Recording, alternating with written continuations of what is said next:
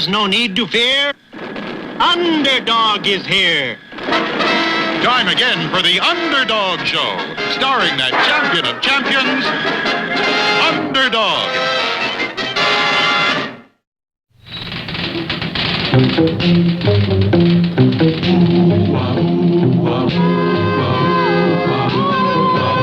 When criminals in this world appear and bring the laws that they should fear and frighten all who see or hear, the cry goes up both far and near for Underdog. Underdog. Underdog. Underdog. Speed of lightning, roar of thunder, fighting all who love or plunder. Underdog. Underdog. And that, dear viewers, completes the foreign news. Now, what about the news in our own fair city? Well, there have been many reports of strange noises just outside of town. Listen, they sound like giant footsteps coming closer and closer. It's been suggested that it might be an invasion from outer space. But of course, we all know that would be silly. It is an invasion. It's huge mechanical monsters, 10 stories high.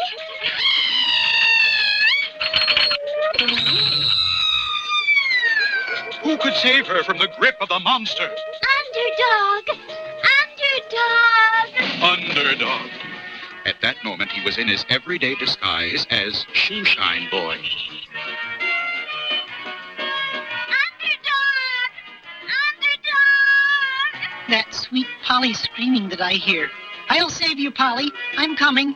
And dashing into a nearby phone booth, he emerged as Underdog. Help! Help! Put me down, you nasty monster! There's no need to fear. Underdog is here. Ouch! That monster's so tough he bent my wrist. I'll have to use my pile driver fist. Wait! Underdog! Get me down first! I forgot to remember that she would vibrate. I must get her down. The monster can wait. Thanks, Underdog.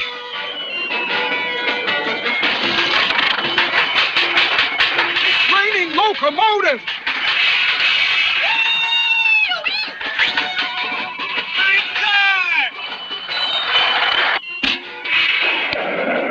Isn't he wonderful? Yeah, really great. But what about the other mechanical monsters? Excuse me. I am a monster scientist. There is only one way to stop these crazy monsters. Inside the head of each one is a glass tube, which is all they got for a brain. If you could break those glass tubes, they would be nothing but junk. If there were only some way... I could use my voice to make hi-fi sound. It will break the glass for miles around. You know, that just might work. Oh, try, Underdog. Well, It works. The monsters will stop dead in their tracks.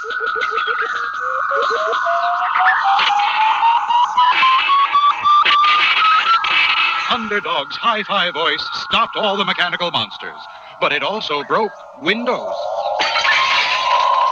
street lights, mirrors, and even pickle jars. Hey, you broke my window! You put on all the street lamps. Well, what'll I do with all these pickles? Ruin everything with that talk! I am a hero who never fails. I can't be bothered with those details. You should be thanking him for stopping those monsters. I am going to reward him with a big kiss. Nope. True heroes are never paid, and I am the truest hero ever made. Look! In the sky! It's a plane! It's a bird. It's a frog! A frog? Not plane or bird or even frog, just little old me. Underdog.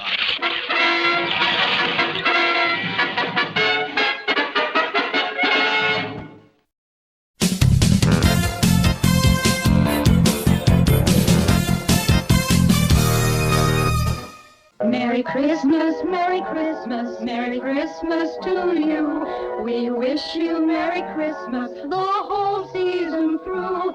We hope wreaths of holly and bright mistletoe will make you feel jolly wherever you go. We hope you hear singing a gay Christmas song and sleigh bells are ringing all season Hey, Tennessee! Tennessee! Mr. Livingston wants to see you, and Chumley right away. What about Chumley? Can't you see we're busy caroling? He wants to see you about the Christmas tree. Oh boy, Chumley, Stanley wants to see us about decorating the Christmas tree. Come on. All right, Stanley. Chumley and I are at your service. We've come to decorate the tree. Now, where is... Not on your life. You are not going to decorate that tree. I've hired professional decorators to come in and do the job. This is important. The mayor is giving a prize for the best tree in the city, and we are going to win it. Then what do you want us to do? I have to go meet the mayor and his wife and bring them back. Now, you wait here and show the decorators where the tree is. Where is it? It's outside the auditorium, and the ornaments and everything are inside. You show the decorators where to go, and I'll be back this afternoon. But, Stanley, we can decorate that tree. No. This is too important. I'm paying to have it done right. All right, Chumley. Let's get over to the auditorium and start decorating that tree. But Mr. Livingston said... I know it, Chumley, but it's Christmas time. A time for joyful giving. We'll trim that tree for Stanley as a Christmas present from us. Well, here's the tree. Let's get it inside. I'll take this end. Come on. All right, let's cut the comedy. We've got a job to do. Come on. In it goes. It won't fit, Tennessee. Well, chop those big branches off.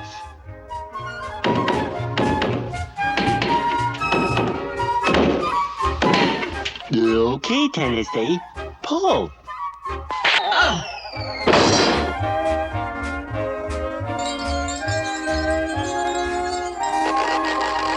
All right, we've got it in here. Now let's stand it up. Gee, Tennessee, it won't fit. Well, we'll just have to cut some off. Hand me that saw. There. Now it will fit. Yeah, but it looks like a dust mop. I'll cut a little off the handle. There. It's kind of flat on top and bulgy in the middle. Shouldn't it have kind of a pointy top? Nothing to it, Chumley. Hand me those clippers. There. Ever see a more beautifully shaped tree? No, but I've seen bigger ones. What's going on? This place looks like a lumber camp. That's a Christmas tree? Gee, Tennessee, that looks awful small. It wouldn't even hold two of Mr. Livingston's ornaments. Oh, he's going to be mad. He's going to be really mad. All right, so I made a little mistake. But Tennessee Tuxedo will not fail. We'll go out into the woods and cut another one. All right, men. There it is, all ready to trim. Yak, you open all the boxes of ornaments. Baldy, you get the lights ready. Chumley, you steady the ladder. I'll start trimming at the top. Okay, Yak, toss me a red one. Missed. Try again. Here, Tennessee, I'll hand it to you. Beautiful. Let me down and admire the effect. Oh, Tennessee, Perfect. Tennessee, look. Oh. Magnificent. You've broken half the ornaments. Well, accidents will happen. Where are the lights? The lights. Right here, almost ready to be. Look at this. There's one missing right here.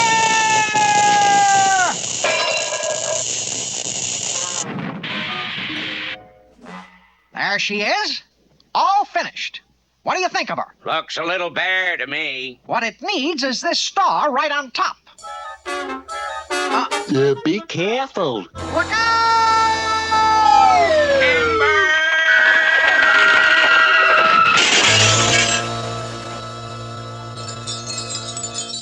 Gee, Tennessee, now you've broken all the ornaments. Oh, Mr. Livingston's going to be awful mad. Especially when he comes here with the mayor and his wife. Guess it's time to go see Mr. Whoopi. Maybe he can show us how to make ornaments.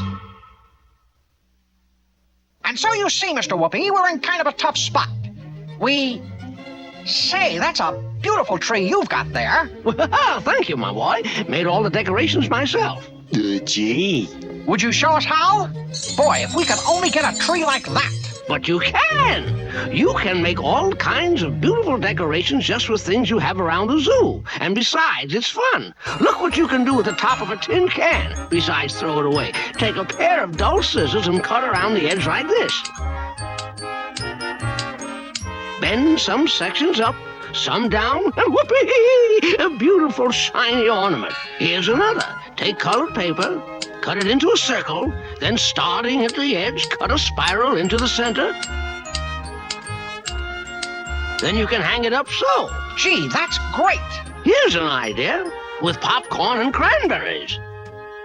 Take a needle and long thread, push it through a piece of popcorn, then through a cranberry, then through popcorn, then another cranberry, and so on until you have a beautiful long chain to drape on the tree.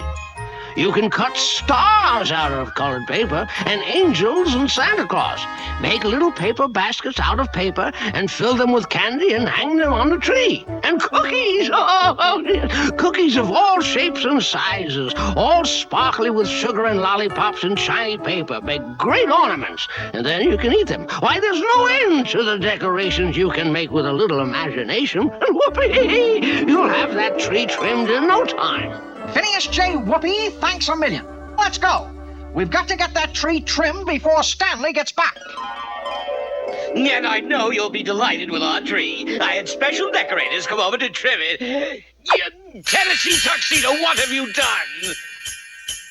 Greetings, Stanley, and Merry Christmas. But my ornaments, my beautiful ornaments, and... It is a pretty tree, isn't it? I think it's the prettiest tree I've ever seen. All those wonderful homemade ornaments. Looks like the zoo gets the prize. Merry Christmas, Tennessee. Merry Christmas, Chumley, Yak, and Baldy. Let's all wish everybody a Merry Christmas. Merry Christmas, Merry Christmas, Merry Christmas to you. We wish you Merry Christmas the whole season through. We hope wreaths of holly and bright mistletoe will make you feel jolly wherever you go. We hope you'll hear singing of gay Christmas song and sleigh bells are ringing all season long. Merry Christmas, Merry Christmas, Merry Christmas to you. We wish you Merry Christmas the whole season through. We hope you'll hear singing of gay Christmas song and sleigh bells are ringing all season long. Merry Christmas, Merry Christmas, Merry Christmas to you. We wish you Merry Christmas the whole season through. Merry Christmas to you.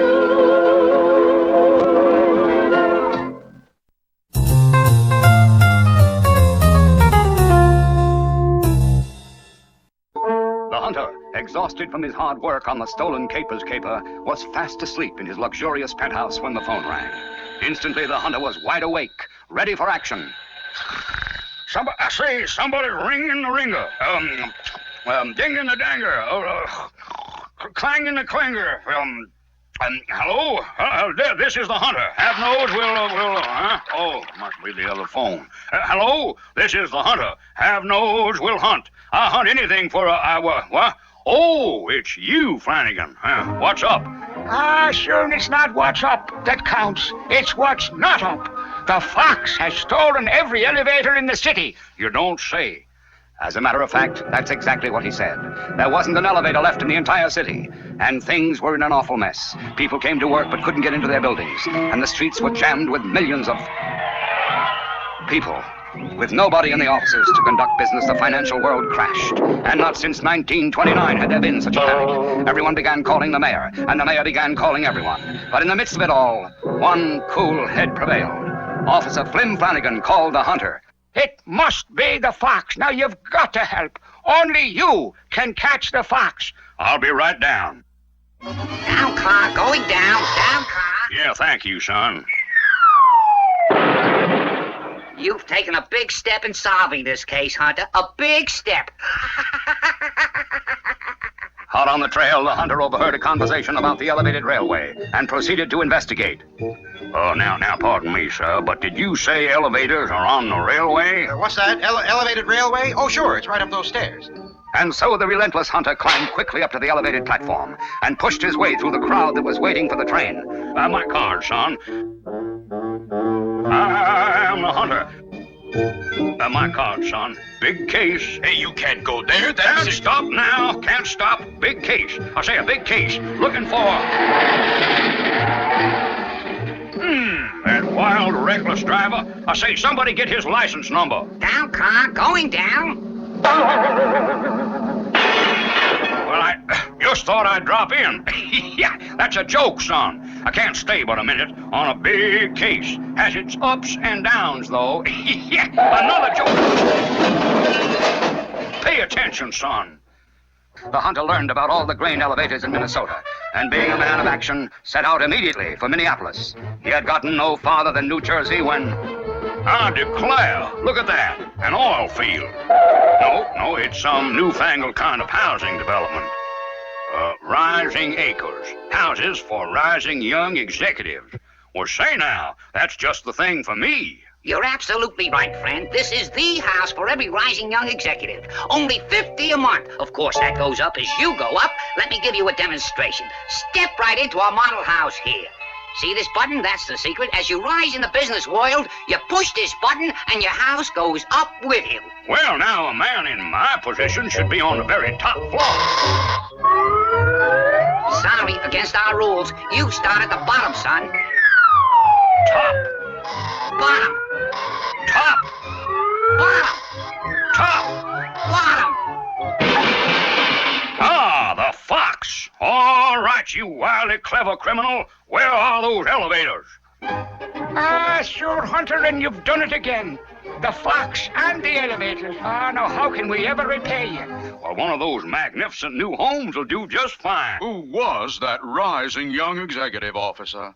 His suit looked more like gray hound than gray flannel. That, me boy, was the hunter.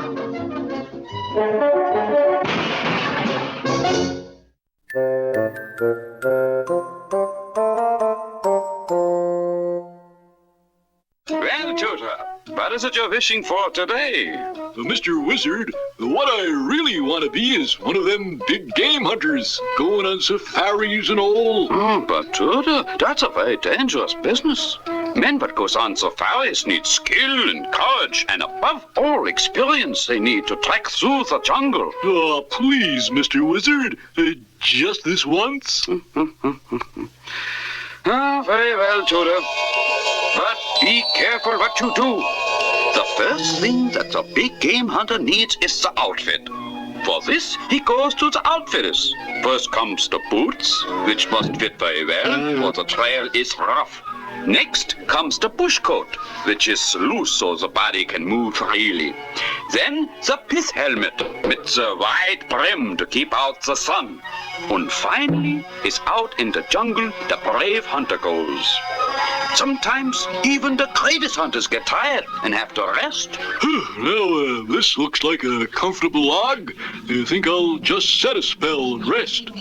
Say, now, this old log is slippery as a snake. Snake! After traveling all day, the big game hunter would pick out the clearing and make camp. I figure it's 50 miles to the next clearing. I'll just camp here. He pitched the tent quickly and easily. I rope R between trees A and B. I don't seem to have them marked on this jungle. I'll just pick these two there. Next, pick up tent T and throw over rope R. Boy, sure gets dark in a hurry around here.